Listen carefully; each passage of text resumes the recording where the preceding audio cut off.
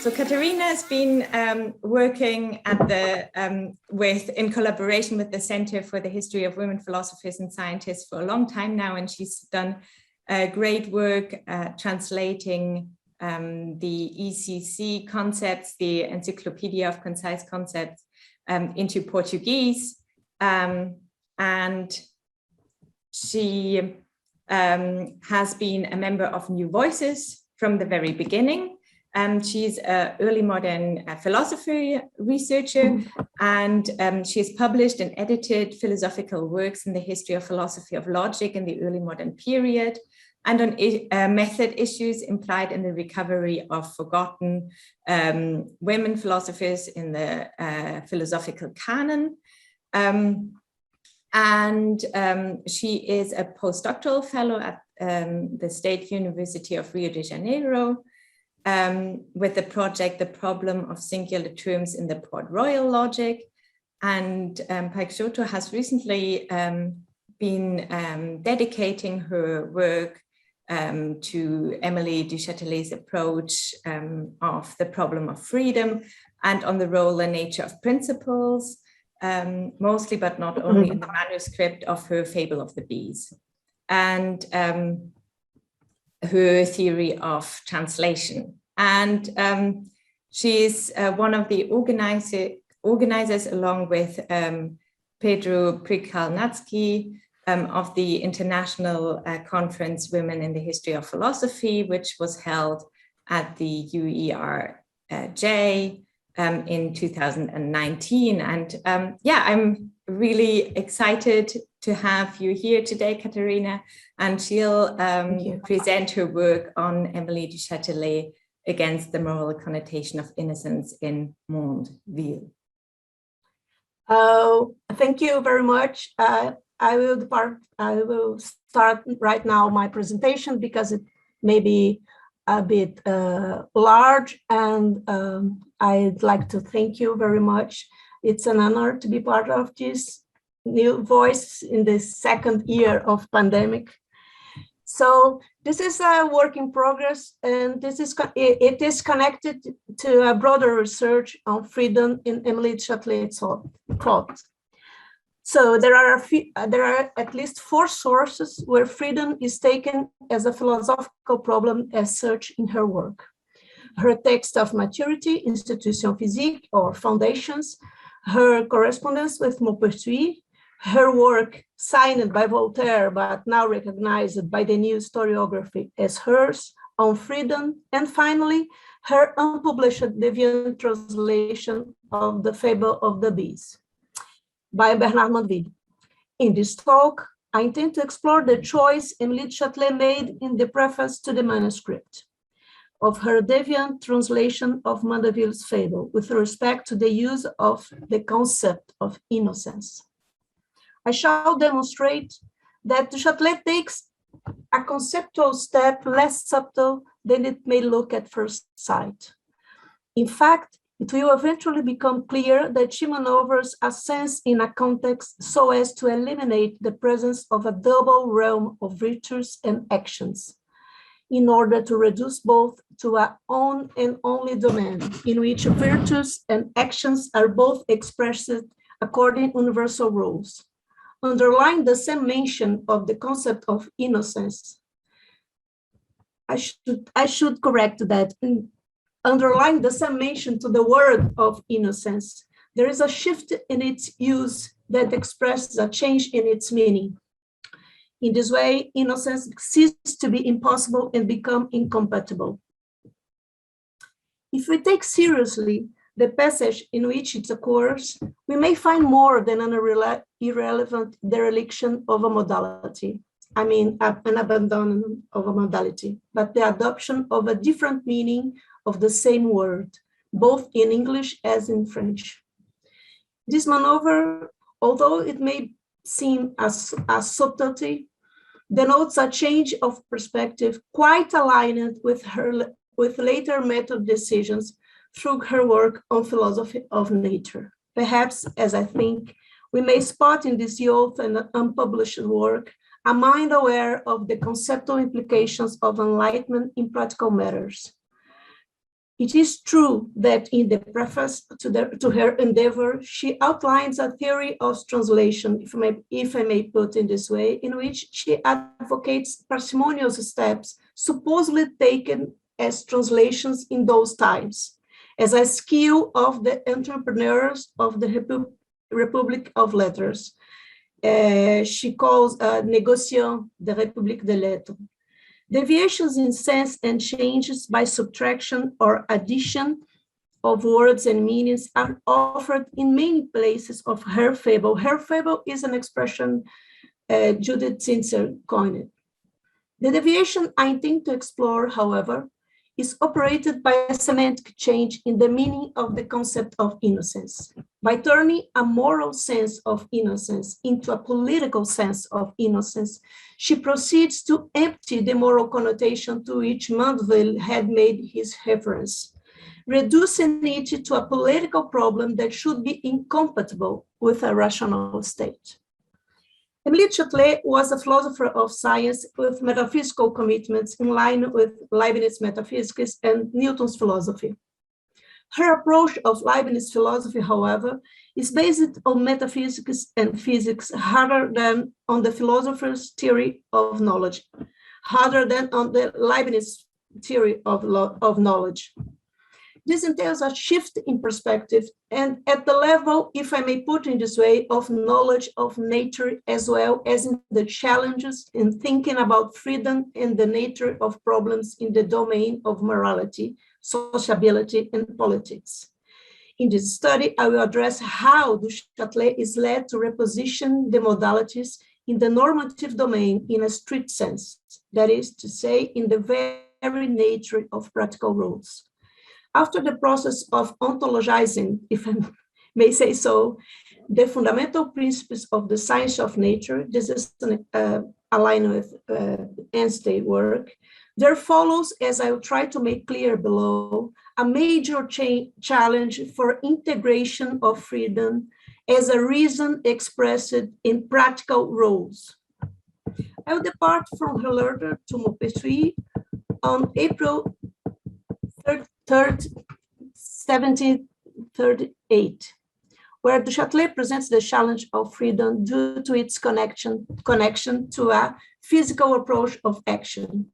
Then I intend to pay some visit to the response she gave in On Freedom to the enemies of freedom, as she called them, her critics. Then hopefully the path to grasp what seems to be a mere model dereliction is open to spot a moral philosophy in which innocence shall not be compatible with the political sphere, insofar it loses its foundational role as a somewhat criterion of legitimacy, as a supposedly virtue in rational societies. The upshot is rather a suggestion of reading than a thesis. This is a work in progress. That is to say, it is to take seriously this work of youth from her in order to trace and identify how, in the early days of the Enlightenment, a philosophical exercise of a deviant translation advanced some programmatic threats of a more radical shifting in the political nature of moral practical rules. So the first part is this: freedom as action at a distance. How so? On her letter to Maupertuis. In April 38, Du Châtelet wrote to Pierre-Louis Moreau de Maupertuis, informing him that she learned of Leibniz's release of Acta Eruditorum. In the words of Du Châtelet, I quote her: "Since I wrote to you, I read that Monsieur Leibniz gave in the Acta Eruditorum force vive, and I saw he distinguished between the quantity of motion and the quantity of the quantity of motion. The quantity of motion and the quantity of force. And then I found what I need, and I saw that I ought not to have confusion two very distant things by making the forces the product of the mass by the square root of the speeds. But the only thing that puzzles me at the present is liberty. For in the end, I believe myself free, and I do not know if this quantity of force, which is always the same in the universe, does not destroy liberty. Initiating motion, is that not to produce in nature a force that did not exist? Now, if we have not the power to begin motion, we are not free, end quotation. The distinction between the quantity of motion and the quantity of force is at the heart of the matter of the discussion about the action at a distance. Leibniz aiming to demonstrate that in order to verify the measure of motion of a body, it is required a distinction between the moving force, which will become known as force vive, from the total quantity of motion involved in the collision between bodies. For Descartes, the then paradigm of physics those days, the quantity of force in collision is equal to the sum of the products of size and speed of each impacting body. As you may read in Principles 243, the conservation of quantity of motion is taken as motion or quantity of motion in general, while for Leibniz, there has to be some asymmetry between the moving force of a body and the effect it produces. I'm following the lines of Andrea Reichenberger. In order to maintain the total conservation of motion, there would be, according to Leibniz, a lift weight to be determined by the product of weight and height. This product is what was taken as living force, or V viva, a measure proportional to mv squared, a measure of force that didn't fall under Cartesian framing of movement. That is to say, the cause should not be the same in the cause as in its effect. The impact of this finding by Leibniz is also present in Newton's thought. As Reichenberger put it, I quote Reichenberger, Newton agreed with Leibniz that Descartes' explanation of the universe as extended matter in motion was insufficient. Extension cannot be itself the source of activity found through nature. End quotation. The reestablishment of the concept of force leads both Leibniz and Newton to deal with it in order to push forward the new philosophy of nature. It seems intuitive that the recognition of the act at a distance comes at the price of some sort of integration of causal or essential chain different in nature into another one. The nature of this integration was part of the Vivian's controversy. And Emily Châtelet was not only aware of the state of the art of the discussion, but presented three arguments for sorts of integration different in kind, in defense of the Leibniz measure of living force. I will just mention these arguments. I will not dig into it. A metaphysical argument, an empirical one, and finally, the most sophisticated, as I think it, a mathematical derivation, with which she suggests that the living force should be integrated as the actual motion of a body in motion. Whatever the kind of integration adopted, it seems irreducible that the nature of the problem of freedom, as she mentions it in the above-mentioned letter to Maupertuis, is connected and is intelligible from a difficult or a chapter in the explanation of the domain of the philosophy of nature. We are therefore far from Cartesianism, not only in terms of the physics of bodies and movement, as a cause in epistemic and foundational matters. The idle character of what is perceived and felt, incidentally, is mentioned by her as insufficient to understand what is happening and how freedom should be understood given the reestablishment by Leibniz and Newton of the force as action at a distance. 2. Her response to the enemies of freedom On Freedom. On Freedom is a work of oath and was signed by Voltaire in 1937. Although historiography has recently established that the text is authored by Châtelet.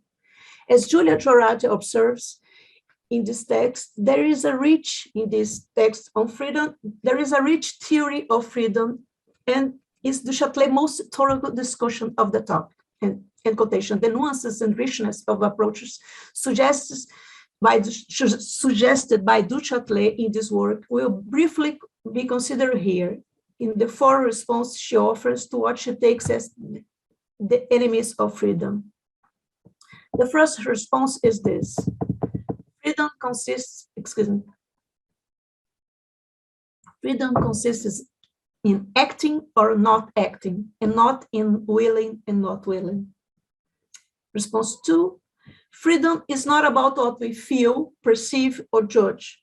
Freedom is not a passion, but an action, and there is no connection between what is passive and what is active. 3, the self-moving power is the sole and true source of freedom. 4, the physical power of acting and not the will is what makes a human a free being. We may eventually reduce, as I'm suggesting here, these 4 responses to 2. So it would go like this: freedom is acting by the self-moving power. And if this is a right step to take, we should pay attention to the extent of a philosophical view according to which the internal domain of knowledge and action and the representation of human experience has no driving force anymore. Instead, Du Châtelet aligns her thought on practical matters with a priority of ontology in explaining nature and derivatively in explaining and justifying rules, even those of practical matters. The extent of what is to be taken as an ontological priority seems related in nature of that of her use of the principle of contradiction and sufficient reason, in this later case, influenced by Christian Wolff and Leibniz with an unambiguously strict ontological claim. That is to say, they are not taken as laws of thought, but of nature. So the task of approaching rules in a practical domain aligned with this methodological lens is challenging. Prima facie, it's not clear if you are allowed, in fact, to establish a consistent treatment of an issue that seems somewhat alien to the familiar realm of actions, and where this very notion of action seems awkwardly empty of moral claim. Beyond a model dereliction, enlightenment. The study of Du Châtelet's work on the fable of the beast by Mondeville may shed light on the search for consistency of a methodological shifting underlying her philosophy. This deviant translation is her first philosophical work and remained unpublished during her lifetime. It may be taken as her first authorial expression or philosophical expression, told in disguise. A deviant translation in which the subtraction and addition of words and meanings are not always communicated. In fact, there are some semantic maneuvers that resist to the category of translations. Even the openly parsimonious, free or literary ones, which were somewhat common in those days, did not allow what she did. What she has done. Semantic maneuvers can be and are done in many ways, and in this work of a common of age philosophical think is still a sort of promising land to be explored with a philosophical eye. I think we should take seriously some choices of words and meanings Du Châtelet makes in this work, and I suggest that one of the most important changes she made consists in changing the connotation of a concept which, surprisingly, she translates as if it could discharge the same meaning as that attributed by Mondeville.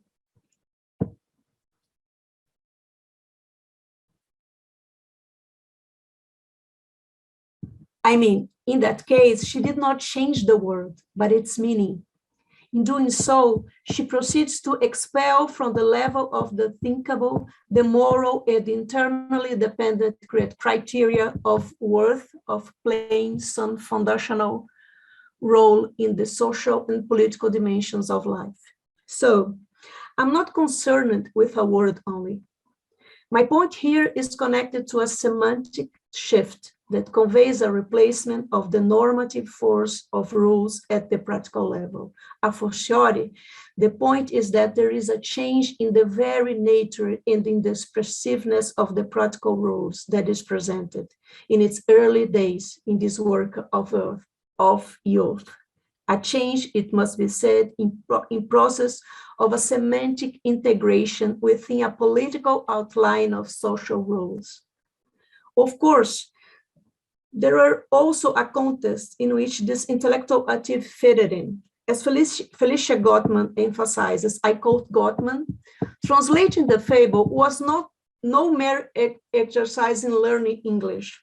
It was a further engagement with the debate in which Mandeville played a crucial role, yet in their attempt to argue that luxury and commercial society are morally acceptable, Voltaire and Châtelet found Mandeville a dubious ally, end quotation. In her study of this peculiar translation, Gottman focused on the context of the work and dedicated to the hypothesis that the work of the fable was part of a conjoint endeavor between Du Châtelet and Voltaire. Accordingly, in that commented translation, it was conveyed as a secular ethic in disguise, and which would have been underpinned a defense of modern commercial societies, such as the English, as both moral and natural example to be followed by the French people. Gottman also identifies at least 6 kinds of changes and contributions to Châtelet made to Mandeville fable. The kind of change at stake in this study, however, is not contemplated in this table of categories of changes and contributions, as Gottman puts it above. The challenge with respect to this work as a whole promising land is, if I may put it in this way, consists in finding and presenting her take on freedom in its early formulations or approaches in order to grasp and eventually enlighten if and how Du Châtelet could be read as a thinker of freedom since her early philosophical work. Of course, I believe we can do that. I'll do that from an analysis of a semantic shift on the connotation of the meaning of innocence in a social and political sphere of rational life. And I shall emphasize that this is a choice and a modest one of a point of departure, and nothing more than that. According to Judith Zinsser, there are 4 drafts of this work, the later being the basis for this presentation. The semantic maneuver that drives my attention here is her commented translation of the preface, where she offers a sort of theory of translations on which her choices and decisions are based. I think as philosophically orientated decisions made in order to express her thought. First, she claims that translators are entrepreneurs of the Republic of Letters. Second, Du Châtelet takes translation as a lesser activity, one of crossing products which would lack genius and be less worth of glory than some authorial work. Then she establishes a quite philosophical distinction. I quote her. Of all works, those of discursive thought seem to me the most susceptible to a good translation. Reason and morals know no country. The genius of a language, the curse of translators, is less to be felt in works where ideas are the only things to be conveyed, and where the graces of style are not the main merit. By contrast, works of imagination can rarely be transmitted from people to people, because to translate a good poet, one must be almost as good poet as the author. End quotation. She distinguished between discursive and imaginative thinking. The philosophical translation of the example is the one made by Pierre Coste of Locke's essays, whereas the translations of imaginative thinking would be more difficult. They would offer identification requirements between translators, the object of translation and of the translation endeavor, and also between contexts, so that philosophical translations would be in fact appropriate to the exchange of ideas. Du Châtelet, ideas and concepts. I'm using ideas in a flow sense here. Du Châtelet makes this distinction and then once again disdains the translation activity, which over time would at best be a very mediocre activity. Translation would be a job that would have left for educated women, since they are unfairly hampered in assessing the education and training provided to men. Du Châtelet cannot, however, be considered an avant-la-lettre feminist, nor does she seem uncomfortable with her social status and the responsibilities attached to it, contrary, for example, to Elizabeth of Bohemia. The tone of her remarks in the preface, denouncing prejudice against women and defending universal access to education, precede the realization that she had become a thinking creator. And it is in this condition that she chose to translate the fable of the bees. She would have discovered too late that she would be able to do philosophy, so she would be content, I quote, to handle with clarity the truth of others have discovered, in which the diversity of language renders useless for most readers, end quotation. There seems to be some false modesty in this humble tone, as the further lines of the preface exemplifies. For, despite considering the Fable of the Bees the best book of ethics ever written, at the end of the preface, she informs that she does not idolize the author or any other translators, and announce some of her editorial, if I may put it this way, decision. I quote, I acknowledge that his work, Mandeville's work, is writing badly enough in English. Parts of it are too long, and it sometimes goes too far. As when it says, for example, that a thief is useful to society as a bishop who gives alms. And there is no merit in saving from a fire an infant about to be engulfed. And in many other places, it advances several things which are not true and could be dangerous. I have taken care to add a corrective statement in those places in order to prevent them from having dangerous consequences. I have taken the liberty to prune in the author's style in a number of places, and of cutting out all that was directed to the English and which is therefore too specific to their customs, end quotations. So, the book has enough problems in English. It has exceedingly long parts, and it is sometimes rampant, and in several parts it makes statements that are not true and are dangerous.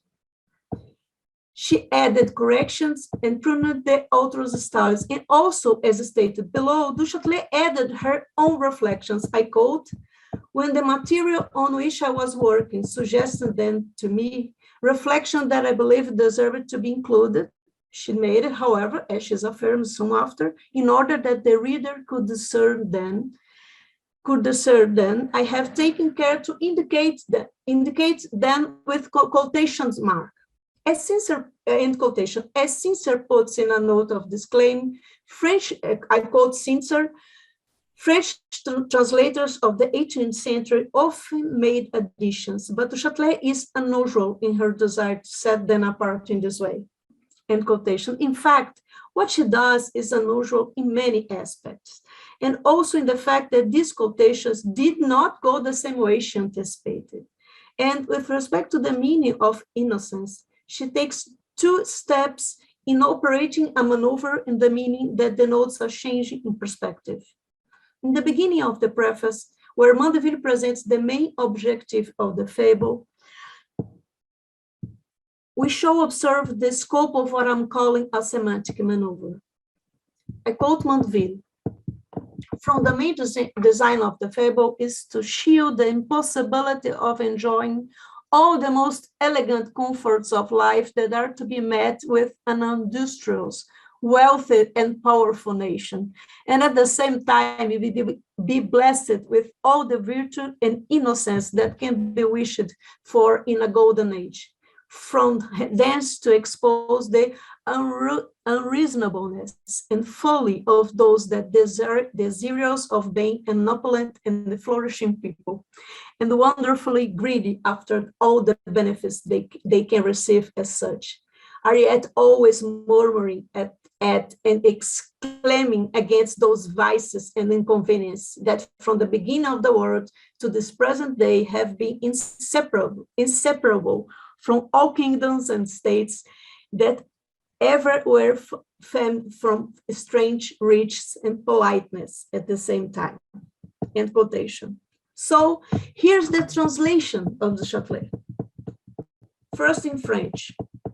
Mon principal but a été de faire voir combien l'innocence et les vertus du prétendu âge d'or sont incompatibles avec les richesses et la puissance d'un grand État, et de montrer l'inconséquence de ceux qui jouissent avec un plaisir extrême des commodités de la vie et de tous les autres avantages dont on ne peut jouir que dans un état puissant, nécessite cependant de déclamer contre les inconvénients qui en sont séparables. In English, what she's saying is this, I quote, the main objective was to show how much the innocence and the virtues of the so-called golden age are incompatible with the wealth and power of a great state, and to demonstrate the inconsequence of those who feel extreme pleasure with the comforts of life and all the other advantages that cannot be enjoyed if not in a powerful state.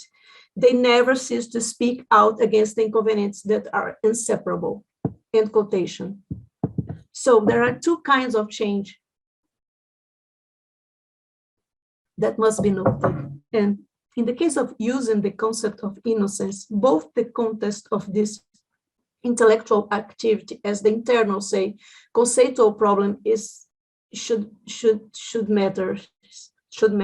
cause our attention. In the following, both of the above mentioned changes will be considered. Eventually, it will become clear that by turning a moral sense of innocence into a political sense of innocence, she proceeds to empty the moral connotation to which Mandeville had made his reference, reducing it to a political problem that should be incompatible with a rational state.